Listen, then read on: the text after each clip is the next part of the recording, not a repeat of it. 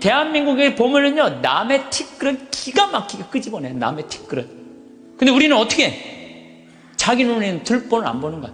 텔레비전을 보면은요, 이 세상에 다 죽일 놈만 있는 것 같아. 죽일 놈만. 다 때려 죽일 놈만 대한민국에 사는 것 같아. 그래요? 대한민국이 그렇게 막 때려 죽일 놈만 살아요? 저는요, 얼마 전에 내가 좋아하는 우리 최경남 신부가 또 해준 얘기예요. 자기가 조용필 저 콘서트를 갔다 왔대요. 감동받았대요. 너무너무 정말로 프로페셔널이 저거구나. 우리 신부들도 저런 마음으로 사목을 하면은 정말로 사목이 잘 될 거란 얘기를 하면서 나한테 기가 막힌 얘기를 해주더라고요. 조용필 씨가 1982년 비련이라는 못 찾겠다 꾀꼬리라는 4집, 이 4집을 냈는데 비련이라는 그 노래가 있대요. 그런데 시골 병원에 지적장애아가 8년 동안 14살짜리 먹은 여자애가 울지도 않고 웃지도 않는 거야. 그런데 얘가 비련이라는 노래를 듣고 울기 시작하는 거야. 14살짜리가 막 울더래요. 그러니까 병원에서 난리가 난 거죠. 8년 동안 웃지도 않고 울지도 않던 애가 비련이라는 노래가 눈물을 쫙 흘리니까.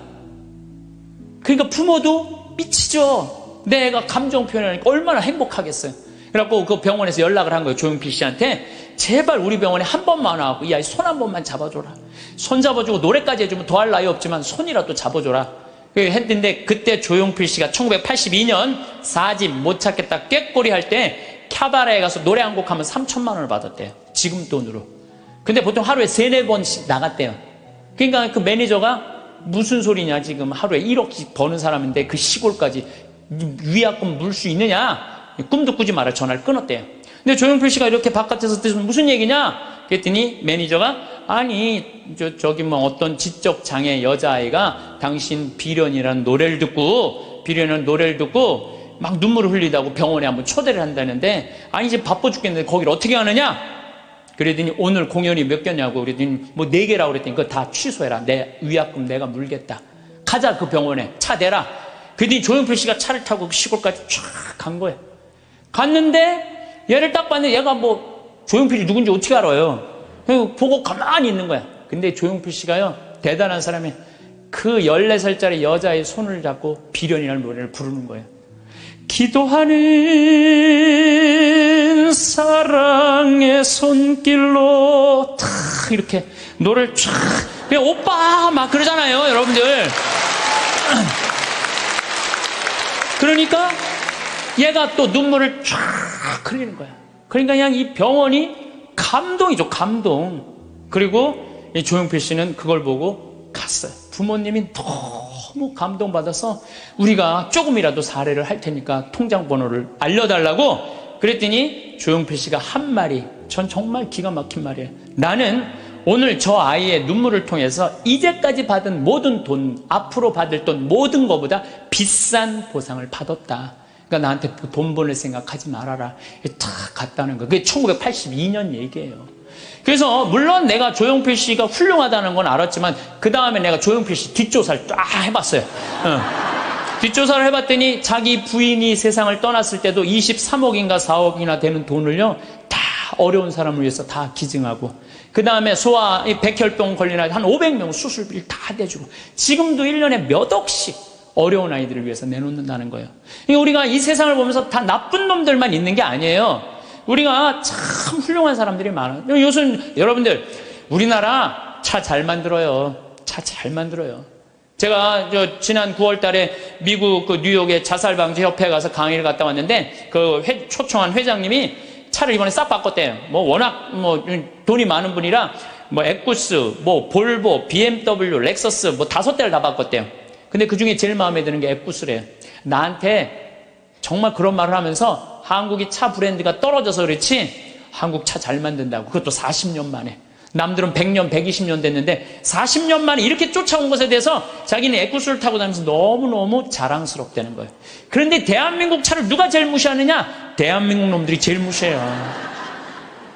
이게 부정적인 시각으로 바라보는 거. 부정적. 텔레비전 잘 만들고 그렇잖아요. 또 휴대폰 잘 만들고 제가 이 휴대폰도 아이폰 막 나오고 난리 칠 때 제가 그랬어요. 앞으로 내가 우리나라 휴대폰을 봐서는 전 세계 시장 1위를 할 거다. 제가 4, 5년 전에 내가 방송 때도 얘기했어요. 지금 1위 하잖아요. 정말로 잘 만들어요. 에어컨 잘 만들고 냉장고 잘 만들고. 그러면은 좀 긍정적으로 봐야 될 거 아니야. 긍정적으로. 근데 막 온 세상에 떠도는 얘기는 곧 망할 것 같은 얘기를 망할. 아니 오죽하면 요즘 달러 떨어져 갖고 지금 주식을 뭐 40일인가 50일째 우리나라 주식만 산대잖아요. 우리나라만 우리를 무시하는 거예요. 이러면 안 된다는 거예요, 여러분들. 제가 개인적인 판단도 문제가 있지만은 국가 전체의 분위기도 부정적인 생각. 나는 요즘 이렇게 텔레비전을 보면 진짜 좀 죄송한 얘기지만은 언제 나라에서 늙었다고 용돈 준 적이 언제 있어요? 5,000년 역사상. 요즘 준대잖아, 요즘. 어? 아니, 늙었다고 나라에서 용돈 준대잖아. 65세 넘었다고. 그러지 않아요? 근데 여러분들 이거 언제부터 줬어요? 10년 전부터 줬어요, 용돈.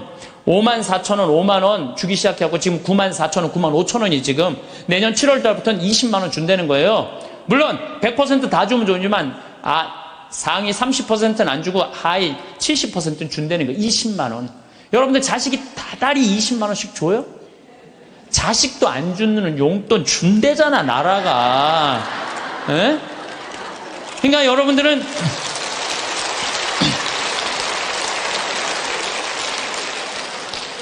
여러분들은 자식이 잘 되길 바라지 말고 누가 잘 되길 바라? 나라가 잘 되길 바래. 제가 장담합니다. 앞으로 우리나라가 3만 달러, 4만 달러 넘었으면은요, 여러분들 65세 넘은 분들 30만 원, 50만 원, 60만 원 다 넘어가요, 용돈. 그렇게 주게 돼 있어요. 그러니까 여러분들은 우리나라가 긍정적인 마음으로 정말 나라가 융성할 수 있는 그런 마음으로 나라가 잘 되길 바라야 되는데, 우리는 입만 열면 조금 있으면 망해야 된다고, 조금 있으면 망해야 된다고 이렇게 말하면은요, 그래서 그게 개인적으로나 국가적이나 사회적이나 부정적인 눈으로 세상을 보면 안 돼요.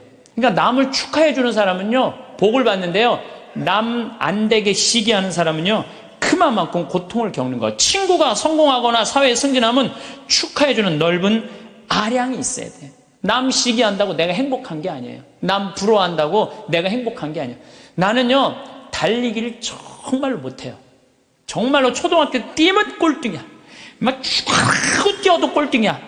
얼마나 이놈들이 빠른지. 난 정말로 달리기를 못했어요, 초등학교 때. 그리고 나는 참 그림을 못 그렸어요. 제가 이렇게 뭐 옛날엔 그림의 필요성을 별로 몰랐는데, 뭐 외국에 다니고 뭐 미술관에 다니다 보면 뭐 얘네들이 막 고흐 막 이런 애들이 그림 그리는 거 보면요, 내 마음 안에서 막 예술혼이 막 불타요. 그래갖고 막 집에 와갖고 막 도화지도 사고 크레용도 사갖고 집에 와서 막 그림을 그려요. 동창 신부들 오면 내가 보여줘요. 이 그림 어떠냐? 그러면은 동창 신부들이 이구동성을 하는 얘기가 조카가 그린 거냐, 조카가. 난 내가 그린 건데. 한 7살 정도 애가 내 그림을 보고 안 웃는 사람이 한 명도 없었어요. 명작이지, 보고 웃는 거 보면은. 그런데 수준은 조카가 그린 그림이냐. 난 그림을 참 못 그려요. 또 나는 수학을 참 못해요. 중학교를 안 다녀서 그런지, 전 중학교를 안 다니고 검정고시를 봤거든요. 그래서 수학을 못해요. 고등학교 올라가도 이해가 안 되더라고요. 지금 나는 그래서 지금 학교 다니면서 수업 시간에 자는 애들 다 느낌 아니까, 걔네들 느낌 아니까 이해가 돼요. 왜냐하면 이해가 돼야지 수업 도저히 알아듣지를 못하니까. 난 수학을 정말로 못했어요, 수학을. 근데 내가 맨날 나는 왜 달리기를 못하지? 나는 왜 이렇게 키가 조그마지? 나는 왜 수학을 못하지? 나는 왜 그림을 못 그리지? 맨날 이런다면 난 불행한 사람일 거예요.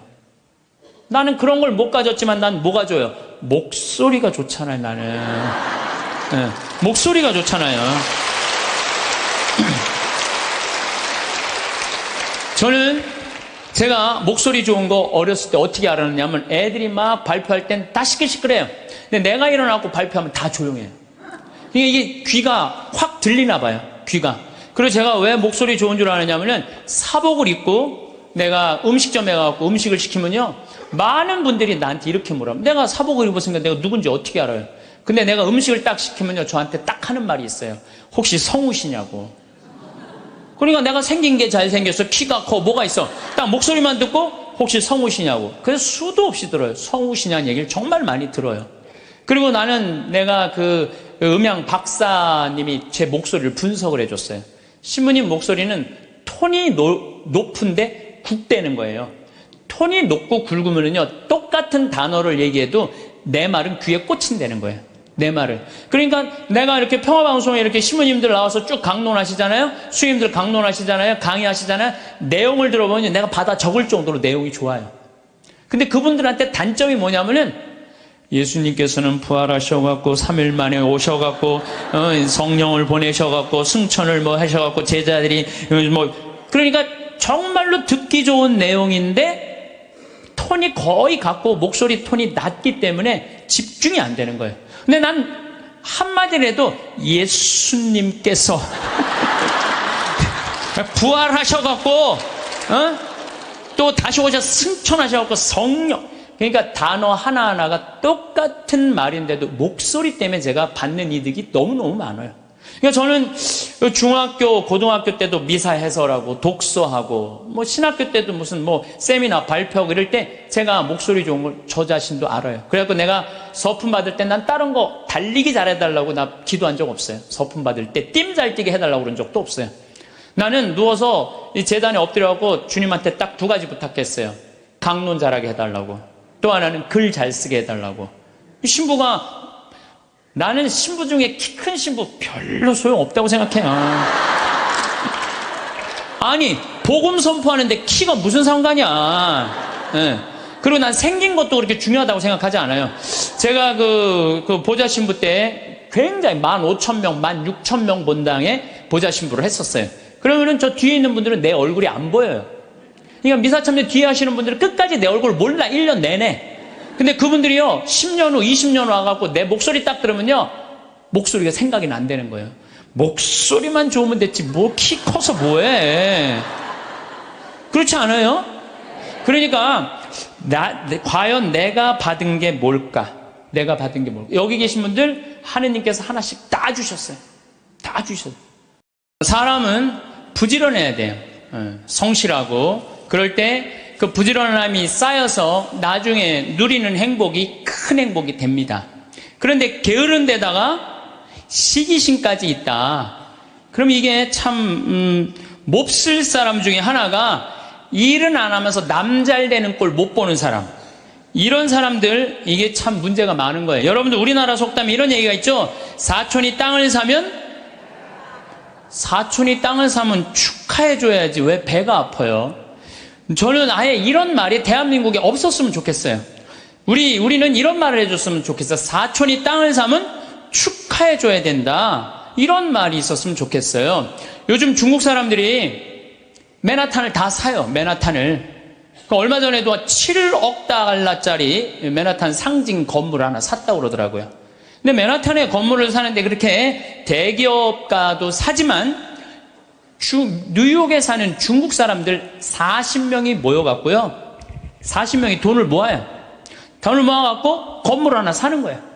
건물을 사갖고 거기에 이제 새 들어 사는 우리나라 사람들, 무슨 뭐 베트남 사람들, 또 멕시코 사람들, 이런 사람들을 어떻게 내보내냐면 세를 전부 다 올려요.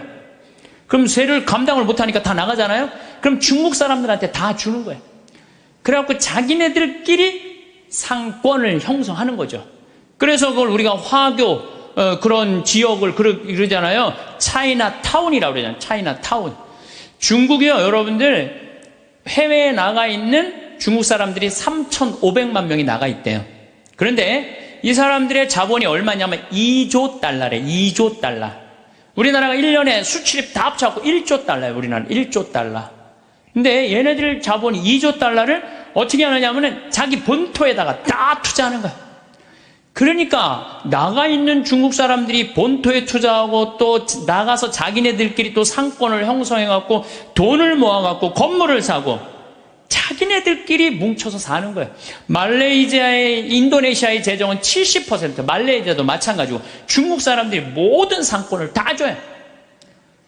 근데 우리나라는 사촌이 땅을 사면 배가 아프다는 이 잘못된 이런 나쁜 이 우리들의 이 속담이라고 그럴 수도 없고 정말 이런 말은 없어야 돼요. 사촌이 땅을 사면 어떻게 해줘야 돼? 축하해줘야죠. 근데 우린 남 잘 되는 꼴을 못 봐. 누가 좀 조금만 뜨면은 그 사람 그냥 깎아내리기가 바빠. 이래서는요, 이 세계 속에서요, 살아갈 수가 없어요. 개인으로도 불행하지만 국가적으로도 불행하다는 거예요. 중국 사람들보다 더 무서운 사람이 누구냐면 유대인이에요, 유대인. 유대인들은요, 얼마나 무시무시하냐면은, 폴란드에서 사는 유대인, 러시아에서 사는 유대인들이, 여기서는 도저히 못 살겠다. 미국으로 가야 되겠다. 미국에 딱 가면, 공항에 딱 내리면은요, 이민자 협회 회가 있어요. 그래갖고 그 사람을 아파트를 빌려주고 또 취직까지 다 시켜줘요. 그 사람이 일었을 때까지 잘해줘요. 근데 우리나라는 공항에 딱 어리삐리하고 도착하면은 이거 그냥 갖고 싸들어온 돈 다 등쳐먹기 바빠. 이게 너무 큰 차이가 나는 거예요. 그러니까 지금 미국의 주요 백화점은 누가 다 쥐고 있냐면 유대인이 다 쥐고 있어요. 유대인이 다 쥐고 있는데 유대인들은 자기 백화점에 입점을 누구 제일 먼저 받느냐면 유대인이 만드는 물건분들 제일 먼저 받아들여요. 그러니까 얘네들이 잘 살 수밖에 없죠. 그 유대인들이 그래갖고 돈을 모으잖아요? 그럼 자기 돈은 누구한테 맡기냐? 유대인 은행에 갖다 맡겨요. 유대인 은행에 갖다 맡겨요. 무슨 소송이 나오면 누구한테 맡겨? 유대인 변호사한테 맡겨요. 아프잖아요? 누구한테 가요? 유대인 의사한테 가요. 그러니까 이 유대인들은요, 어느 정도냐면은, 이 미국의 부의 한 50%를 유대인이 쥐고 있대요. 그 중에 미국 부자의 30%는 유대인이래요. 철저하게 민족끼리 돕는 거예요. 사촌이 땅을 사면 배가 아픈 게 아니라 사촌이 땅을 살 수 있도록 도와주는 거죠. 시기심이 없는 거죠, 시기심이. 근데 우리 시기심이 너무 많아. 이 출애굽기 22장 24절에서 25절을 보면 너희가 나의 백성에게 너희 곁에 사는 가난한 이에게 돈을 꾸어 주었으면 그에게 채권자처럼 행세해서도 안 되고 이자를 물려서도 안 된다. 너희가 이웃의 겉옷을 담보로 잡았으면 해가 지기 전에 돌려주어야 한다. 이게 유대인들은요, 민족끼리는 서로 책임진다. 이게 철저해요. 근데 우리나라 사람들은 제가 외국에 나가보면요, 다 개인적으로는 잘 살아요. 근데 다 같이 모여갖고 건물 샀다는 얘기는 한 번도 들어본 적이 없어. 예. 우리가 이게 안 되는 거예요. 개인적으로는 특출나지만은 이게 서로 축복해주는 게 안 되는 거죠. 미국에 7대 영화사가 있는데 이 중에 6개가 유대인이에요. 6개가 파라마운트, MGM, 워너브라더스, 유니버설, 21세기 폭스, 다 유대인이 만든 영화사예요. 할리우드의 모든 것, 디즈니, 월트 디즈니만 미국 사람 거예요. 근데 이 월트 디즈니도 CEO가 20년 동안 유대인이 하고 있어요. 그러니까 황금알을 낳는 건 다 유대인이 쥐고 있는 거야. 그러니까 얘네들이 영화에서 나오는 돈들, 배우도 유대인을 쓰고, 무슨 시나리오 작가도 유대인을 쓰고, 감독도 유대인이고, 영화 배급사도 유대인이고, 그러니까 다 같이 사는 거예요. 자기네들이 돈이 이렇게 생기잖아요? 그럼 이 돈을 또 미국에 있는 유대인들은 어디다 보내냐? 본토에 보내요. 이스라엘, 팔레스타인, 이쪽으로 보내는 거예요. 그러니까 서로 협력해서 사는 거죠. 잘 나가는 사람 시기하면요, 분열이 일어날 수밖에 없어요. 근데 성당에서도 하다못해 주일학교 하나를 운영해도요, 이게 깨지는 경우가 시기심 때문에 깨져요. 시기심 때문에. 성당도 왜 깨져? 전 총회장단하고 후임 총회장들하고 서로 시기심 때문에 성당도 깨지는 거예요. 시기심이 참 많아요. 하나님께서 양을 바친 아벨의 제물은 받고 곡식을 바친 카인의 제물을 받지 않자 어떻게 해요? 카인이 아벨을 죽이잖아요. 시기심 때문에 그러는 거예요. 시기심 때문에. 사무엘 이서의 이 상권의 18장 7절에 보면은 지금 PLO, 이스라엘 맨날 테러하는 걸 PLO라고 그러잖아요. 이게 팔레스타인이야, 팔레스타인. 근데 옛날에도 2000년 전에도 3000년 전에도 이 성서에는 필리스타인이라고 써있어. 필리스타인 있었어요. 얘네들이 맨날 유대인들하고 싸웠어요. 골리앗한테 맨날 그냥 지고. 근데 다윗이 나와갖고 필리스타인, 팔레스타인들을 다 쳐 죽여요. 그래서 완전히 사울이 그냥 완전 왕권이 굉장히 강화가 돼요. 근데 다윗이 싹 들어오니까 이스라엘 처녀들이 속을 들고 춤을 추면서 이런 노래를 해요. 사울은 수천을 쳤고 다윗은 수만을 쳤네. 이 얘기를 듣고 사울이 살짝 미쳐요. 뭐가 생기냐면 시기심이 생기기 시작하는 거야. 그래서 다윗을 죽이려고 그래. 끊임없이 죽이려고 그래. 끊임없이 죽이려고 그러고 하다못해 딸 미가를 다윗한테 줘요. 사위야, 사위. 그런데도 죽이려고 그래요. 결국은 그 능력 있는 다윗은 사울 곁을 떠나요. 사울 곁을 떠나니까 사울이 훌륭한 장수를 잃어버렸잖아요. 훌륭한 장수를 잃어버린 필리스틴하고 싸우다가 마지막에 다 죽고 자기만 남아요. 어떻게 했겠어요? 스스로 자기 배를 칼로 자기 자살해, 자살. 다윗을, 그 능력 있는 다윗을 자기 옆에 왕으로 데리고 있었다면, 시기심을 가지지 않고 데리고 있었다면 아마 사울은 이스라엘 처음으로 통일한 왕으로서의 그 대단한 명성을 누렸을 거야. 근데 그놈의 시기심 때문에 모든 걸 다 잃어버리는 거죠. 여러분들, 우리들 다 마찬가지예요. 여러분들 가만히 보면요, 뭐 때문에 우리가 깨지는, 교회 분열도 시기심 때문에 깨지는 거예요. 오죽했으면은 예수님께서 최후의 만찬 끝나고 제자들의 발을 씻겨주고 난 다음에 마지막 기도가 뭔지 알아요? 거룩하신 아버지, 아버지께서 저에게 주신 이름으로 이들을 지키시어 이들도 우리처럼 하나 되게 해주십시오. 예수님 마지막 기도도 뭐야? 분열이 일어나지 않고 하나가 되길 바라는, 하나를. 근데 성당에서 내가 주일학교 이렇게 보면은 한 20명, 30명 교사들이 있으면 내가 또 이뻐하는 교사가 있잖아요. 그 이뻐하는 교 한 명만 이뻐하면요, 나머지 한 15명, 20명 다 적이 돼버려. 딱 반으로 나눠져요. 그래서 누구 이뻐할 수도 없어. 그놈의 시기심 때문에. 사랑도 못하는 거, 그놈의 시기심 때문에. 사랑도 못해, 사랑도. 사도 바울은 고린토전서 1장 10절에 교회 분열을 걱정하면서 이런 편지를 써요.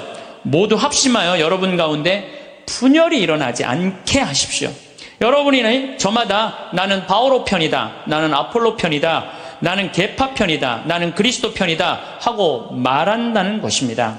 그리스도가 갈라지셨다는 말입니까? 분열이 얼마나 심했으면 이런 말까지 했겠어요. 시기심으로 생긴 분열은요, 공동체를 망가뜨려요. 마음 안에 시기심이 있는 사람은요, 평화로울 수가 없어요.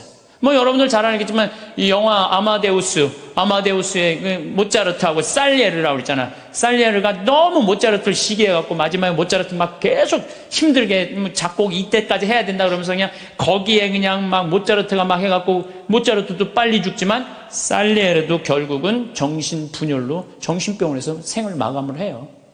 여기 계신 분들 하느님께서 하나씩 다 주셨어요. 다 주셨어요. 신부님 전 받은 게 정말 아무것도 없는 것 같은데요. 밥 잘하는 것도 재능이에요. 밥 잘하는 것도. 나는 우리 이 주방장님, 우리 생태마을의 주방장님 있는데 정말로 음식을 맛있게 해요. 그러니까 그냥 최고의 주방장이 되는 거잖아요. 얼마나. 청소 잘하는 것도 나는 재능이라고 생각해요. 정리 정돈 잘하는 사람. 우리 조카가 얼마 전에 여자 조카랑 밥을 먹는데 자기가 대학 다닐 때 고등학교 졸업하자마자 빌딩 청소한 사람이 있어요. 1,000억을 넘게 벌었대요.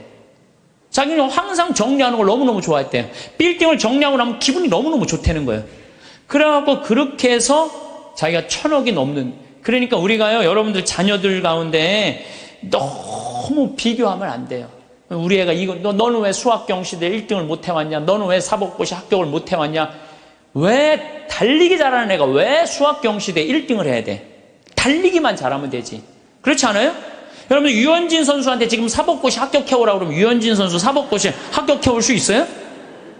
유현진 선수 뭘 잘해? 공 잘 던지나요? 하나만 잘하면 돼요. 또 지금 사법고시 합격한 애한테 너 메이저리그 갖고 공 던지라, 메이저리그 입구에도 못 가요. 사람이요 다. 그러니까 제가 생각하기는 지멋이 없어서 그래. 지 멋대로 살 줄 알아야 돼. 자기 생긴 대로 살 줄 알아야지. 그리고 거기다가 남을 축복해 줄 수 있는 마음을 가지고 있는 사람들은요, 진짜 행복한 사람이에요. 진짜 행복한 사람. 그래서 저는 제가 뭐 키도 안 크고 힘도 안 세고 몸도 조그맣고 뭐 이래도요, 나는 내가 받은 게 뭔지 너무너무 잘 알아요. 난 내가 받은 게 목소리라는 생각, 정말 하나님한테 감사해요. 난 어머니한테 정말 감사해요. 어머니 나 이렇게 조그맣게 낳아줘서 목소리 좋게 낳아주셔서 너무너무 감사하다고. 이 목소리 하나만 가지고도 뭐 기업체 강의 다니죠, 뭐 무슨 정부기관 강의 다니죠, 뭐 별군데 다 강의 다니. 하다 아침마당에까지 와서 강의 다니. 아침마당에까지 생각을 해봐요. 이 목소리라는 게 내가 받은 하느님의 최고의 은혜라는 거죠. 저는 가끔 의사 선생님들이 주식 투자하다가 쫄딱 망하고 마지막에 자살하는 분들 가끔 봐요. 의사가 되는 게 쉬운 일이에요. 정말로 어려운 일이에요. 그 공부하려면 얼마나 힘들어요. 그러면은 그렇게 7년, 6년 동안 뼈가 빠지게 의사 공부했으면 의사만 하면 되지. 주식 투자는 왜 해? 그렇지 않아요? 그러니까 자기가 잘할 수 있는 걸 계속 하는 게 제일 중요한 거예요.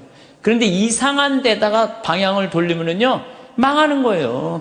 뭐 아까 잠깐 저기 강의 들어오기 전에 보니까 어떤 영화 배우가 25년 동안 버는 거 쫄딱 망했대. 영화 배우는 연기만 잘하면 돼요. 다른 거 이상한 거 하다가 되게 망하는 게 자기가 잘할 수 있는 걸 안 해서 그래. 자기가. 그러니까 여러분들 자녀들 가운데서도 공부만 해야 된다는 거, 이 머릿속에 이거 빼세요. 공부 빼고는 나머지 다 잘하는 애들 많아요. 공부 빼고. 그런데 나머지 다 잘하는 건 그건 소용없어. 수학하고 영어만 잘하면 돼. 이게 대한민국의 불행에, 제가 지난주에도 말씀드렸지만은 대한민국의 불행으로 가는 길이에요. 불행으로 가는 길이에요. 그래서 자기가 잘할 수 있는 일을, 내가 포크레인 저 잘해요. 포크레인 정말 잘해요. 내가 뭐 하루 종일 포크레인 가지고 황토 집 질 때도 포크레인으로 지는 황토도 잘 개요. 근데 내가 포크레인 하면서 깨달은 게 뭐냐면 아침부터 밤 6시, 7시까지 하는데도 하나도 안 지겨워. 10시간을 여러분들 공부하라고 그래봐요. 나 아마 미칠 거예요. 10시간 공부하라고 그러면. 근데 포크레인을 10시간 하면 하나도 안 지겨워. 시간 가는지도 모르고. 일이라는 게요, 내가 재미가 있고 몸에 이렇게 탄력이 붙으면요, 일처럼 재미난 게 없어요. 그러니까 여러분들 자녀들 중에 혹시 몸은 튼튼한데 머리가 안 되는 애들은 생태마을에 한번 도전해 보세요. 예. 저는 우리 생태마을이 지금 여주도, 나는 고등학교 졸업한 아이로 하고 싶어요. 여주도. 그리고 아프리카 자카란다도 그 농장도 고등학교 졸업한 아이들 파견하고 싶어요. 그 가끔 50살, 60살 되신 분들이 전화해. 거기 생태마을 취직하고 싶다고. 지금 우리 생태마을은 50살, 60살 천지야, 천지 지금. 예.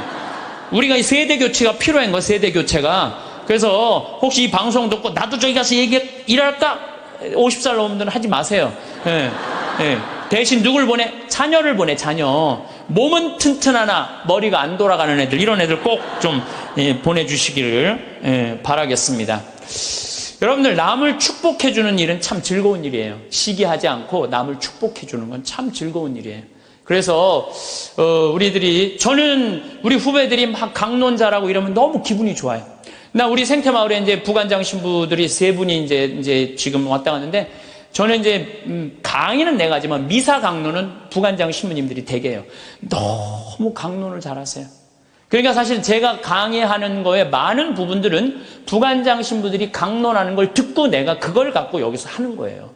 그래서 내가 부관장 신부들한테 손을 꼭 잡고 너무 고마워. 나한테 이런 재료를 제공해줘서 너무너무 고마워. 참, 이렇게 후배 신부들이 강론 잘하는 거 보면 기분이 너무 좋아요. 그것도 막 사목 잘하면은 막 박수 쳐주고 싶고. 그럼 내가 행복해요. 근데, 저놈 새끼 봐라. 나보다 강론을 잘하네? 이때부터 불행해지는 거예요. 남을 내가 조금 능력이 모자라도 잘하는 사람을 이렇게 칭찬해 줄 때 나도 행복하고 너도 잘 살고 나도 잘 사는 거야. 중국 애들이 지금 본토는 뭐 하느님 안 믿어갖고 엉망이지만 나가 있는 중국 사람들은 대단하거든. 유대인은 말할 것도 없고, 유대인들은 말할 것도 없고. 나는 우리나라가요, 사촌이 땅을 사면 축하해 준다. 아예 사촌이 땅을 사면 배가 아프다. 이 말 아예 없었으면 좋겠어. 오늘 이후부터 우리는 아예 사촌이 땅을 샀어? 그래.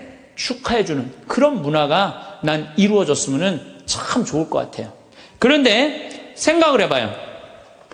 시기심이 게으른 놈이 시기심까지 있어.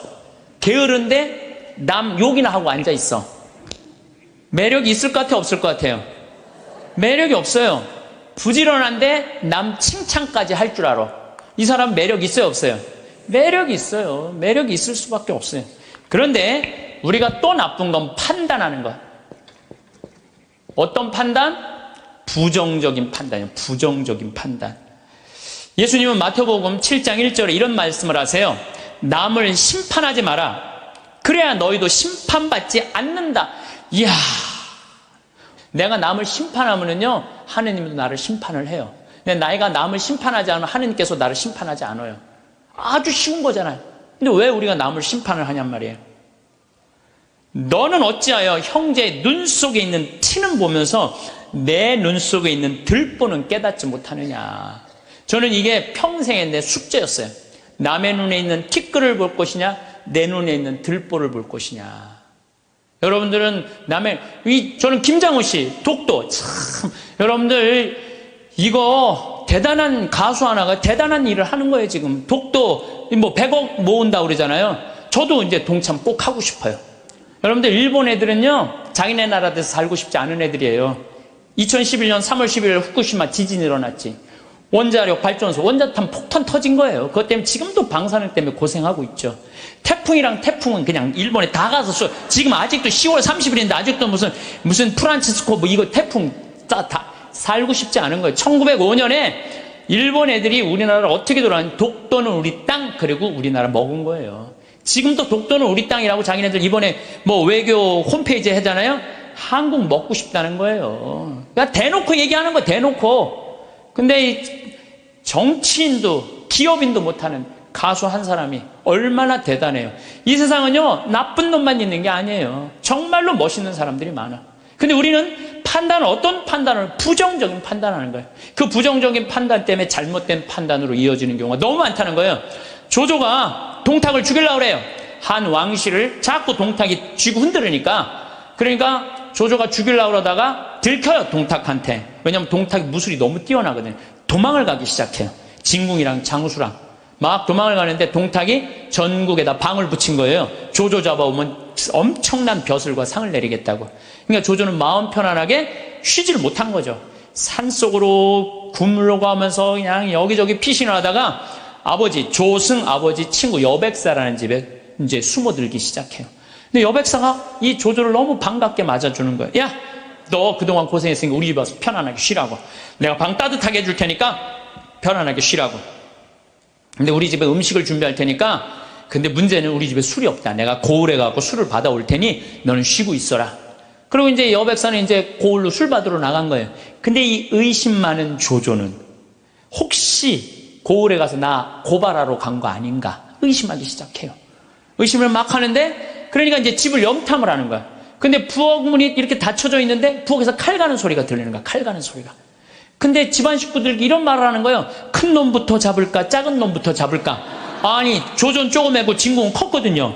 이것들 봐라. 여백사는 나를 고발하러 가고 저것들은 나를 죽이려고 그러네. 그래갖고 문을 박차고 들어가고 여백사의 식구, 부인, 자식 9명을 다 죽여요.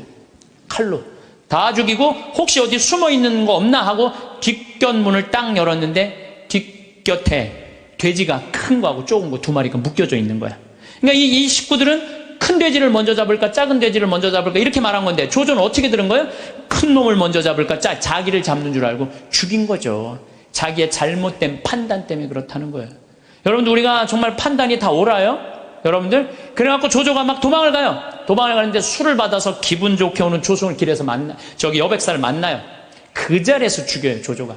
왜? 한 번 잘못한 걸 덮기 위해서는 더 큰 거짓말을 하고 더 큰 잘못을 저지르는 거예요. 그래서 여기 계신 여러분들은 정말로 내 눈에 있는 뭘 봐야 돼? 들보를 볼 생각을 해요. 남의 눈에 있는 티끌 꺼낼 생각하지 말고. 나는 이 성서, 예수님 말씀마다 정말 묵상하면 정말 깜짝 놀랄 말씀 정말 말이에요. 이게 소크라테스가 너 자신을 알라 그 얘기하고 똑같잖아요. 그렇죠? 그 다음에 이 공자의 제자 증자가 성인 1일 3성, 1일 성인지도 1일 3성, 오신 자기 일을 3번 반성하라고 그러잖아요. 그러니까 우리가요, 신앙인들은요, 남 잘못 캐내는 사람이 아니에요.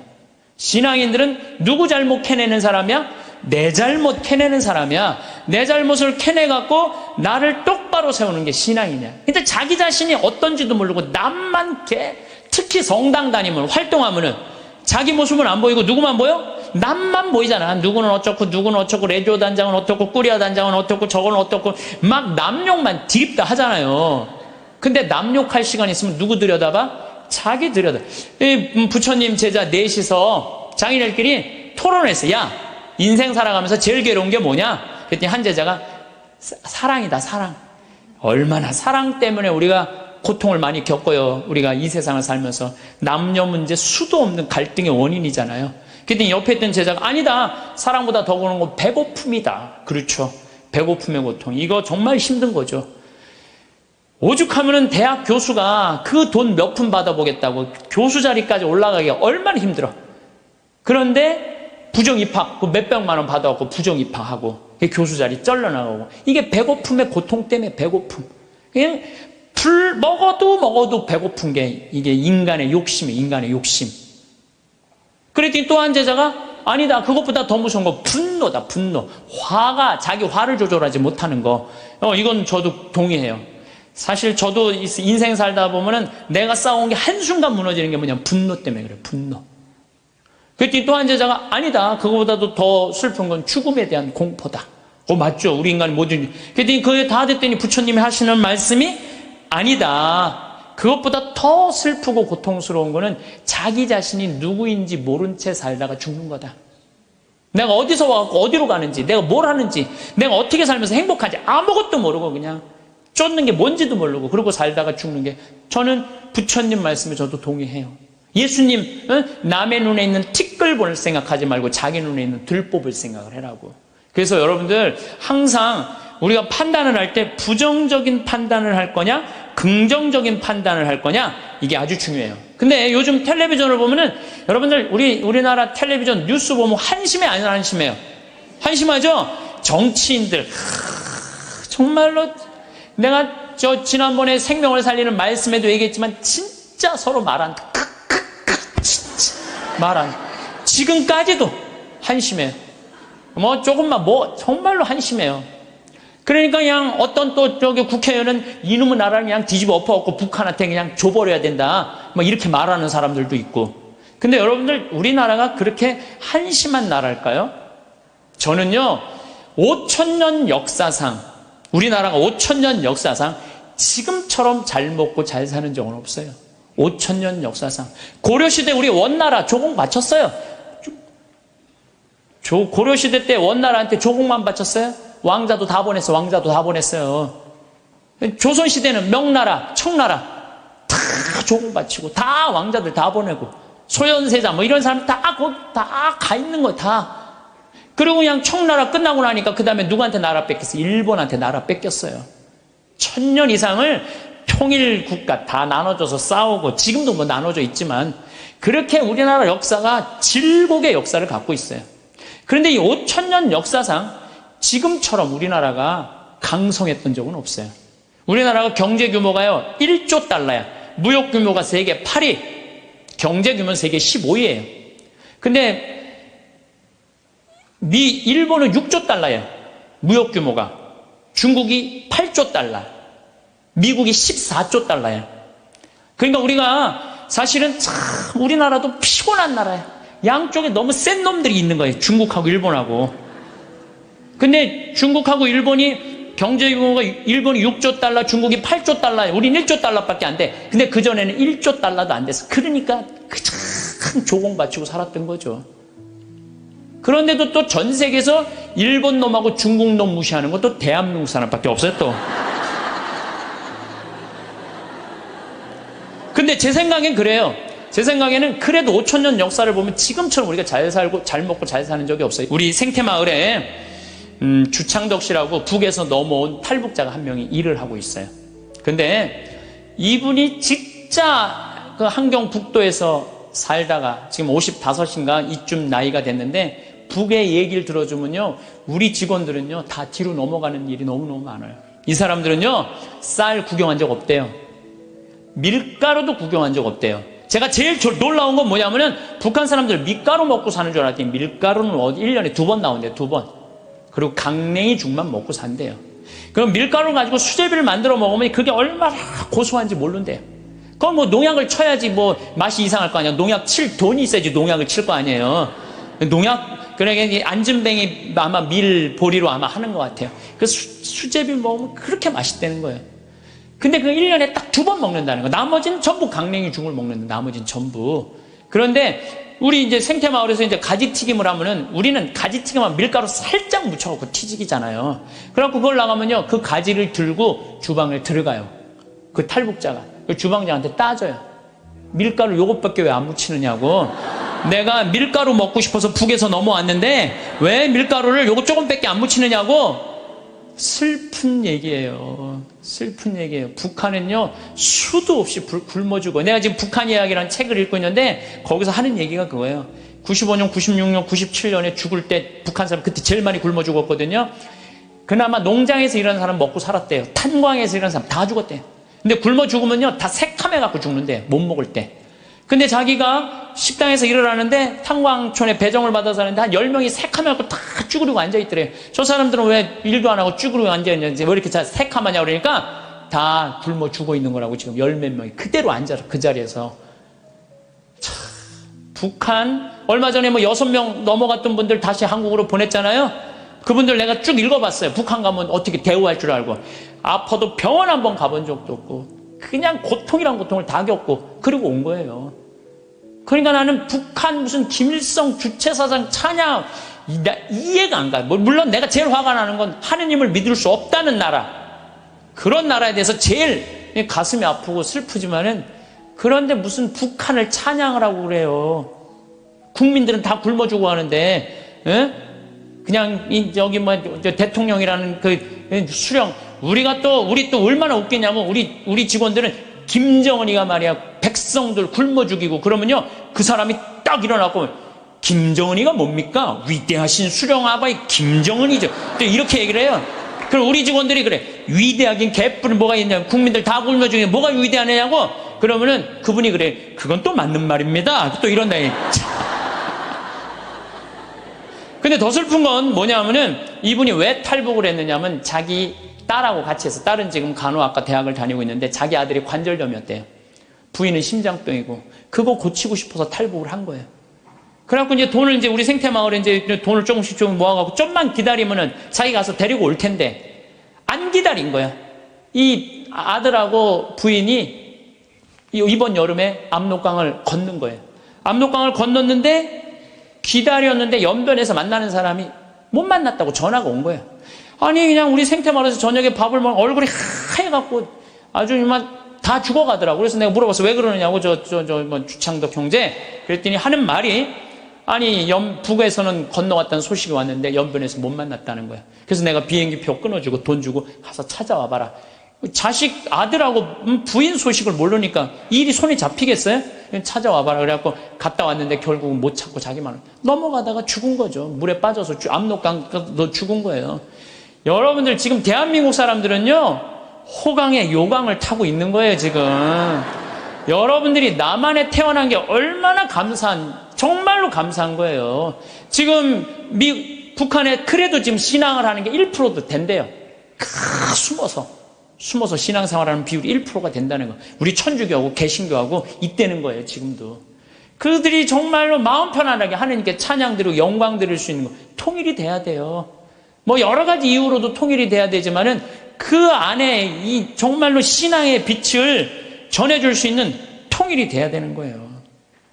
우리 이 대한민국은 이렇게 보면은요, 참 부정적인 시각이 너무 많은 것 같아요. 여러분들 정말로 한국은요, 정말로 행복한 나라예요. 정말로. 요즘 나는 한국에 이렇게 외모로 평가하는 경향이 참 많아. 잘생기면 다 오케이야.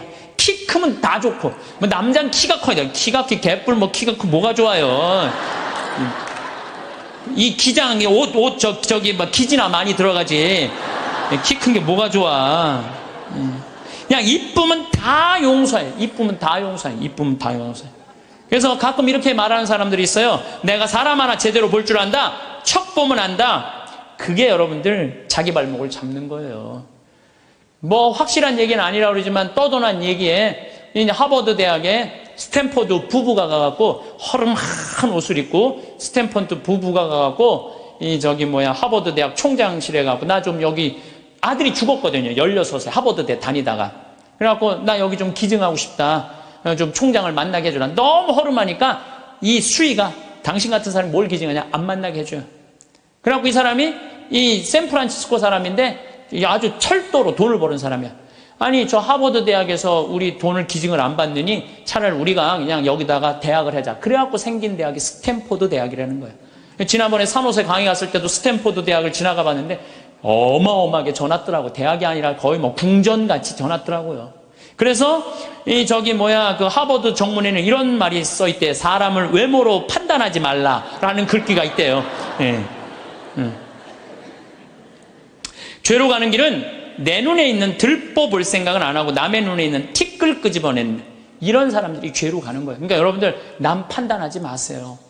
남 평가하지도 마시고 남 비난하지도 말고 판단하고 난 다음에 비난하지도 말고 똥 묻은 겨 묻은 겨 비웃는다는 그런 우리 속담도 있듯이 자신의 잘못된 점을 되돌아보는 일이 우리가 중요한 거예요. 특히 신앙인들은 남 누구 어떻고 이거는요, 이 사도 바오로가 남을 해치는 말은 입 밖에도 내지 말라고 그러잖아요. 남을 해치는 말은.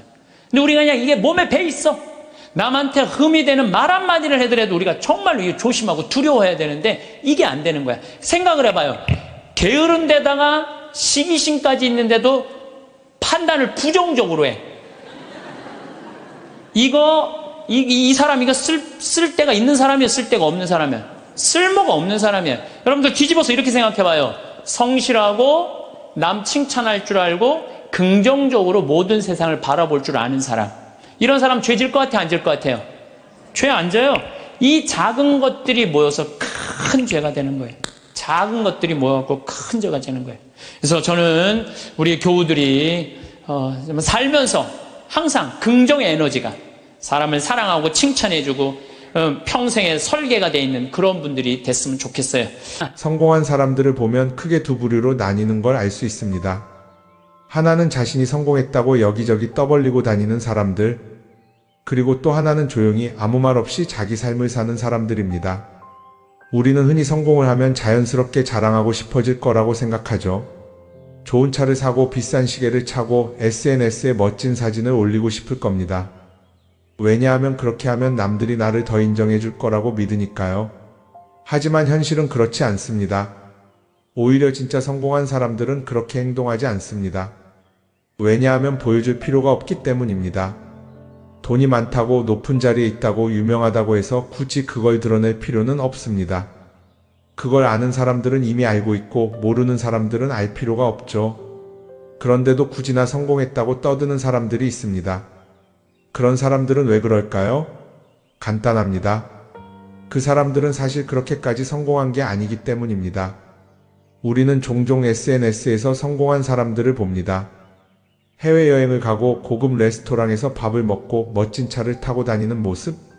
그런데 가만히 보면 그런 걸 보여주는 사람들은 언제나 뭔가를 팔고 있습니다. 강의를 팔든 자기 브랜드를 홍보하든 아니면 단순히 자기 자존감을 유지하려고 하든 간에 결국 목적이 있는 거죠. 진짜 부자들은 그렇게 하지 않습니다. 오히려 조용히 아무도 모르게 자기 일을 합니다. 왜냐하면 자랑해서 얻을 게 없기 때문입니다. 오히려 괜히 잘난 척했다가 사람들에게 이용당하거나 시기와 질투를 받거나 쓸데없는 오해를 사는 게 더 피곤합니다. 이건 단순한 돈 이야기가 아닙니다. 사회적인 성공을 이룬 사람들도 마찬가지입니다. 진짜 실력 있는 사람들은 자기 실력을 굳이 떠벌리지 않습니다. 왜냐하면 그럴 필요가 없으니까요. 자기 분야에서 최고라면 사람들이 먼저 알아서 찾아옵니다. 반대로 실력이 부족한 사람일수록 자기를 포장하려고 애씁니다. 우리가 흔히 듣는 말이 있죠. 빈수레가 요란하다. 이 말이 괜히 있는 게 아닙니다. 정말 내실이 있는 사람들은 굳이 시끄럽게 굴지 않습니다. 반대로 겉만 번지르르한 사람들은 자기가 얼마나 대단한지 떠들고 다닙니다. 이걸 좀 더 현실적인 예로 들어볼까요? 동창회에 나가면 꼭 이런 사람이 있습니다. 옛날에는 별거 아니었는데 갑자기 잘 됐다고 나타나서 자기가 얼마나 성공했는지 자랑하는 사람. 처음에는 다들 와 대단하다 하고 들어주지만 시간이 지나면 어떨까요? 대부분 속으로 이렇게 생각할 겁니다. 저 사람 뭐 저렇게까지 티를 내? 결국 그런 사람은 점점 멀어지게 됩니다. 반면에 정말 성공한 사람들은 조용합니다. 굳이 자기가 어떻게 살고 있는지 설명하지 않죠. 그런 사람들은 오히려 주변에서 먼저 알아보고 자연스럽게 존경을 받습니다. 그게 진짜 성공입니다. 그럼 우리는 어떻게 해야 할까요? 내가 뭔가를 이루었을 때 굳이 남들에게 알릴 필요가 있을까요? 물론 가까운 사람들에게 좋은 소식을 전하는 건 좋습니다. 하지만 굳이 모든 사람들에게 나 이렇게 잘 살고 있어요 하고 알릴 필요는 없습니다. 그런 행동은 결국 나에게 득이 되지 않습니다. 성공이라는 건 원래 조용한 겁니다. 내가 잘 되고 있으면 주변 사람들이 자연스럽게 알게 됩니다. 굳이 내가 말하지 않아도 내 행동과 태도에서 묻어나오게 되어 있습니다. 그러니 굳이 보여주려고 애쓰지 마세요. 오히려 그게 더 진짜 성공한 사람의 태도입니다. 사람은 사회적 동물이라고 하잖아요. 혼자 살아갈 수 없고 결국 사람과의 관계 속에서 기쁨도 얻고 때로는 상처도 받습니다. 그런데 한 가지 생각해 볼 게 있어요. 우리가 정말 인간관계가 필요해서 맺고 있는 걸까요? 아니면 그냥 그래야 한다고 배워서 어쩔 수 없이 유지하고 있는 걸까요? 어릴 땐 친구 많으면 좋다고 하죠. 사회생활에서도 인맥이 중요하다는 말을 많이 합니다. 그런데 정작 주변을 보면요, 인간관계가 넓은 사람일수록 스트레스를 더 많이 받아요. 전화벨이 울릴 때마다 이번엔 또 무슨 부탁일까 싶고 단체 채팅방에서 메시지가 올 때마다 이걸 또 어떻게 대답해야 하나 고민하죠. 관계가 많아질수록 책임과 피로도 함께 늘어나는 겁니다. 어떤 사람들은 인간관계를 줄이면 외롭지 않겠냐고 해요. 그런데 가만히 생각해보면 진짜 외로움을 느끼는 순간이 언제인지 아세요? 오히려 불필요한 인간관계 속에 있을 때입니다. 같이 밥을 먹고 얘기를 나누는데도 뭔가 허전하고 대화가 컥 돌고 속마음을 나누지도 못할 때, 그럴 때 우리가 더 외롭다고 느끼죠. 그렇다고 당장 인간관계를 다 끊어버릴 순 없겠죠. 하지만 적어도 내가 정말 소중하게 여겨야 할 관계와 그냥 관성적으로 유지하는 관계는 구분할 필요가 있습니다. 예를 들어 매번 나한테 부탁만 하고 정작 내가 어려울 땐 연락 한 번 없는 사람. 내가 실수하면 뒷담화를 하면서 내 앞에서는 웃는 사람. 이런 관계를 굳이 계속 이어갈 이유가 있을까요? 가끔은 이런 경험도 있을 거예요. 우연히 어떤 사람과 친해졌는데 만난 지 얼마 되지도 않았는데 너무 많은 걸 털어놓는 사람들 있죠. 자기 속사정부터 가족 문제, 직장 고민까지 쏟아내는 사람들. 이런 경우 두 가지의 가능성이 큽니다. 하나는 그냥 감정적으로 의존할 사람이 필요해서일 수도 있고 또 하나는 내가 믿을 만한 사람인지 떠보는 걸 수도 있어요. 어떤 경우든 이런 관계는 오래가기 어렵습니다. 사실 친밀함이라는 건 시간이 필요한 법이에요. 적당한 거리를 두고 천천히 서로를 알아가야 하는데 초반부터 급격하게 가까워진 관계는 쉽게 무너지는 경우가 많습니다. 처음엔 친하다고 생각했는데 어느 순간 사소한 일로 틀어지고 결국 남보다 못한 사이가 되는 거죠. 그러면 인간관계를 어떻게 해야 할까요? 답은 간단합니다. 억지로 맺지 말고 굳이 유지하려고도 하지 않는 거예요. 내가 편한 관계라면 자연스럽게 이어질 것이고 그렇지 않다면 서서히 멀어질 겁니다. 그리고 그걸 억지로 붙잡지 않아도 괜찮습니다. 관계를 유지하는데 에너지를 쓰기보다는 정말 소중한 관계에 집중하는 게 더 낫지 않을까요? 어떤 사람은 내가 인간관계를 줄이면 나중에 나 혼자 남는 거 아니냐 걱정하기도 해요. 그런데 생각해보면요, 진짜 나를 위하는 사람은 많지 않아요. 인간관계를 줄인다고 해서 완전히 혼자가 되는 게 아닙니다. 오히려 불필요한 관계를 정리하고 나면 남아있는 관계들이 더 단단해지고 가치 있게 느껴질 겁니다. 예전엔 인맥이 자산이라는 말을 많이 했어요. 그런데 요즘은 꼭 그렇지도 않죠. 오히려 불필요한 인간관계가 많으면 그게 짐이 될 수도 있어요. 적당한 거리, 적당한 선. 이걸 잘 지키는 게 결국엔 가장 편한 인간관계를 유지하는 방법 아닐까요? 한번 곰곰이 생각해 보세요. 지금 내 주변에 있는 사람들 중에서 내가 정말 편하게 만날 수 있는 사람이 몇 명이나 되는지, 내가 억지로 맞춰주고 있는 관계는 없는지. 관계를 줄이면요, 외로워지는 게 아니라 오히려 더 자유로워집니다. 그리고 자유로워진 만큼 내 인생에서 정말 중요한 것에 집중할 수 있게 됩니다. 인간관계 너무 많은 걸 신경 쓰다 보면 정작 중요한 걸 놓칠 수 있어요. 그러니까 이제는 한 번쯤 정리해보는 것도 나쁘지 않을 겁니다. 사람들이 돈을 많이 벌고 싶어 하는 이유가 뭘까요? 단순히 돈이 많으면 좋으니까? 물론 그것도 있겠지만 사실 돈을 원하는 진짜 이유는 더 나은 삶을 살기 위해서겠죠. 그런데 문제는 돈을 많이 번다고 해서 반드시 삶이 나아지는 건 아니라는 겁니다. 오히려 더 많이 벌수록 더 많이 쓰게 되는 경우가 많아요. 가끔 이런 생각해 본 적 없으세요? 예전에는 돈이 지금보다 훨씬 적었는데 이상하게 그때가 더 여유로웠던 것 같다. 왜 그럴까요? 사실 우리가 원하는 건 돈 그 자체가 아니라 돈을 통해 얻을 수 있는 자유인데 돈을 벌면 벌수록 그 자유를 잃어버리는 경우가 많아요. 더 좋은 차, 더 좋은 집, 더 좋은 옷을 사면서 점점 더 많은 돈이 필요해지고 결국엔 돈을 벌기 위해 또다시 일해야 하는 악순환에 빠지게 되는 거죠. 한번 생각해 봅시다. 우리가 정말 필요해서 뭔가를 사는 경우가 얼마나 될까요? 필요해서라기보다는 남들이 가지고 있으니까, 없어 보이기 싫으니까, 혹은 그냥 기분 전환을 위해서 소비하는 경우가 훨씬 많아요. 그리고 그런 소비를 할 때마다 스스로 이렇게 합리화를 하죠. 이 정도는 나를 위한 투자야. 그런데 가만히 보면 그 소비가 진짜 나를 위한 소비인지 아니면 그냥 사회가 만든 기준에 끌려가고 있는 건지 헷갈릴 때가 많습니다. 예를 들어 예전에는 스마트폰 하나면 충분했는데 이제는 스마트워치도 있어야 하고 무선 이어폰도 필요하고 태블릿도 있어야 할 것 같고, 하나를 사면 또 다른 무언가가 필요해지는 시기예요. 사실 이건 우리가 그렇게 만들어진 겁니다. 광고도 그렇고 SNS도 그렇고 자꾸 우리에게 이렇게 말하죠. 이걸 사야 더 행복해질 수 있어요. 그런데 정작 그걸 사고 나면 어때요? 처음 며칠은 좋죠. 그런데 시간이 지나면 또 다른 걸 사고 싶어져요. 왜냐하면 물건이 우리를 오래 행복하게 만들어주지는 않거든요. 특히 요즘은 SNS가 이런 소비 심리를 더 부추기는 것 같아요.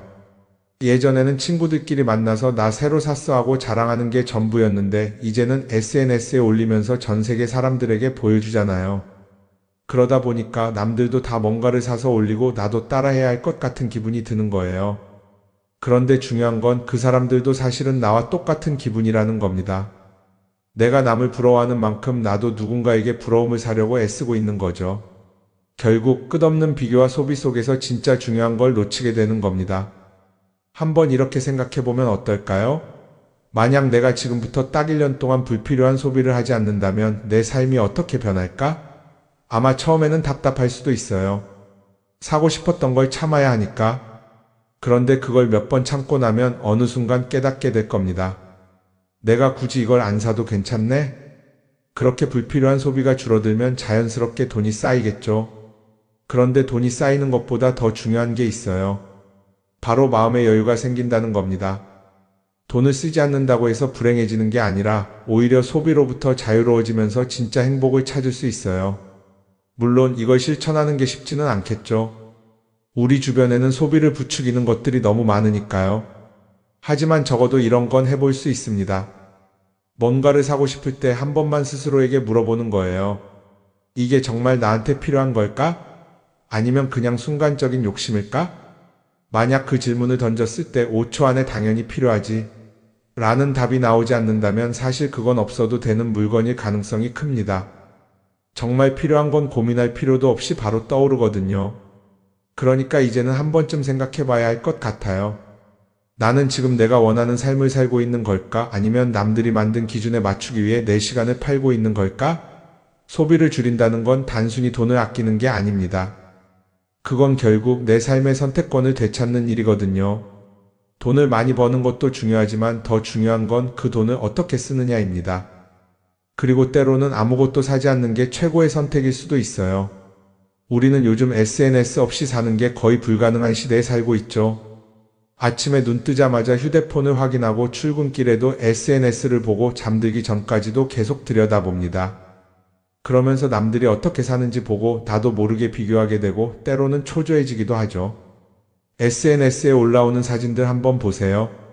맛집에서 멋진 음식을 먹고 해외여행을 다니고 좋은 옷을 입고 성공한 삶을 사는 사람들. 그런데 가만히 보면 이 사람들이 정말 행복해서 저런 사진을 올리는 걸까요? 아니면 그냥 행복해 보이고 싶은 걸까요? 실제로 SNS에 가장 많이 올라오는 사진이 뭔지 아세요? 남들이 부러워할 만한 순간들입니다. 집에서 편하게 쉬고 있는 모습이나 출근길에 지친 얼굴, 어제 먹다 남은 배달 음식 사진 같은 건 잘 안 올리죠. 대신 멋진 레스토랑, 명품 가방, 고급 호텔 같은 것들이 올라옵니다. 왜 그럴까요? 결국 SNS는 보여주기 위한 공간이기 때문입니다. 여기서 중요한 게 있어요. 우리가 SNS에서 보는 건 그 사람의 삶 전체가 아니라 편집된 일부 장면이라는 겁니다. SNS는 마치 한 편의 다큐멘터리나 영화처럼 잘 꾸며진 장면들만 보여줍니다. 그런데도 우리는 그걸 보면서 아, 저 사람은 나보다 더 행복하구나 하고 착각하죠. 예를 들어 SNS에서 한 친구가 해외여행을 가서 아름다운 풍경을 찍어 올렸다고 해볼게요. 우리는 그걸 보면서 부럽다, 나도 저렇게 살고 싶다라고 생각하겠죠. 그런데 정작 그 친구는 사진을 찍고 나서도 일 때문에 스트레스를 받고 있을 수도 있고 여행 비용을 감당하느라 카드가 걱정을 하고 있을 수도 있습니다. 그 부분은 우리는 알 수가 없죠. 그런데 문제는 이렇게 남들과 비교하는 습관이 쌓이면 결국 내 삶이 초라하게 느껴진다는 겁니다. 원래는 그냥 조용히 살아도 괜찮았는데 SNS를 보고 나면 나만 뒤처지는 것 같고 뭔가를 더 해야 할 것 같고 괜히 불안해지죠. SNS는 기본적으로 사람들의 비교 심리를 자극합니다. 남들이 가진 걸 나도 갖고 싶게 만들고 남들이 하는 걸 나도 해야 할 것 같은 기분이 들게 만들죠. 그러다 보니 필요하지도 않은 걸 사게 되고 무리해서라도 화려한 곳에 가게 되고 남들에게 보여주기 위해 사는 삶을 살게 됩니다. 그럼 어떻게 해야 할까요? 사실 정답은 간단합니다. SNS에서 보이는 것들을 곧이곧대로 믿지 않는 것입니다. 그리고 더 중요한 건 남과 비교하는 걸 멈추는 것이에요. 어떤 사람이 비싼 차를 타고 다닌다고 해서 그 사람이 꼭 행복한 건 아닙니다. 좋은 차를 타고 다니지만 밤마다 사업 걱정에 잠 못 이루는 사람도 많아요. 반대로 대중교통을 이용하지만 마음 편하게 사는 사람도 있죠. 결국 행복은 보이는 것이 아니라 느끼는 것입니다. SNS를 덜 보면 덜 불행해진다는 연구 결과도 있어요. 하루 종일 남의 삶을 보면서 비교하는 시간을 줄이면 내 삶에 집중할 수 있는 시간이 많아지는 겁니다.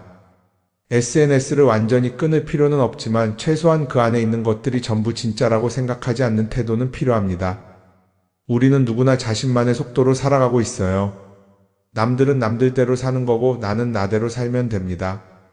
SNS에서 남들의 화려한 모습을 볼 때마다 한 번쯤 이렇게 생각해 보세요. 이건 그 사람이 보여주고 싶은 삶일 뿐이다. 그러면 조금은 편해질 겁니다. 사람들은 다들 자기 인생을 살아간다고 생각하죠. 그런데 가만 보면 정말 자기 인생을 사는 사람이 얼마나 될까요?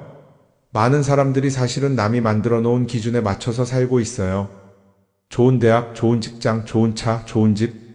다들 이런 걸 목표로 삼지만 정작 내가 원하는 삶이 뭔지 깊이 생각해 본 적이 없는 경우가 많아요. 이건 어릴 때부터 교육받아온 방식과도 관련이 있어요. 우리는 어릴 때부터 이렇게 살아야 한다는 틀 안에서 자라죠. 공부 열심히 해서 좋은 성적을 받아야 하고 좋은 직장을 가져야 하고 결혼도 적당한 때에 해야 하고 마치 인생이 정해진 수순이라도 있는 것처럼요.